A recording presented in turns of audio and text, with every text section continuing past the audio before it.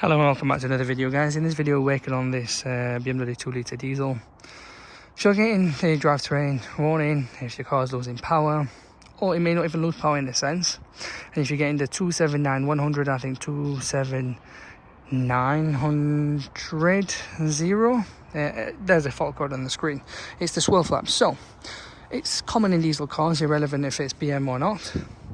I'm going to show you what to do, what's best solution, and how to go about it. This is just a guidance more than anything. So if we remove this engine cover, I'll show you where it is and what are the main causes.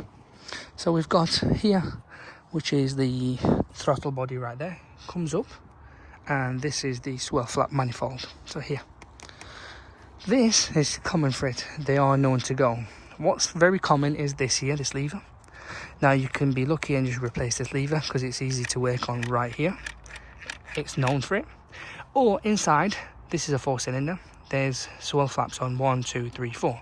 Within the swirl flaps, because this has done very low mileage for the year it's in, and it's done a lot of internal, let's just call it school runs, the swirl flaps have clogged up with slush, lovely old, soot and whatever you want to call it. And they're not opening fully, functioning fully. So when this is trying to open, here it isn't.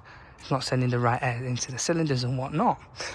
So best option would be, if you ask me, obviously you can certainly take this off. It's pretty dead straightforward. I love the fact that it's right in the front of the engine. So you can take this off, remove this, and you've got these bolts here, okay, and underneath as well.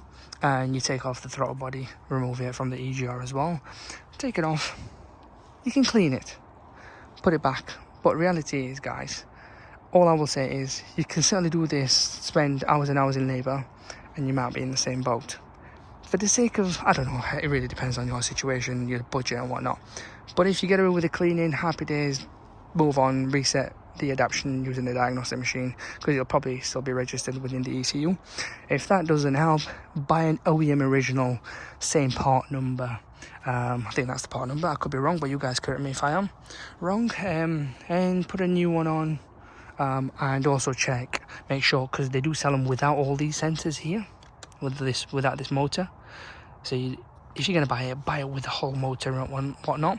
You might not need this sensor, but they are known for it to go anyway. But if it doesn't, it doesn't. Put it on, reset the adaptation, in other words, enjoy.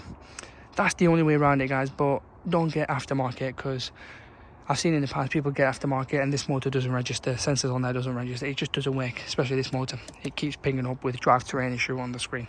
So yeah, that's my advice. If you've had similar issues or it hasn't been that, I'd love to hear your comments as well, guys. Any questions, pop it in the comment below and I'll get back to you all as soon as we can.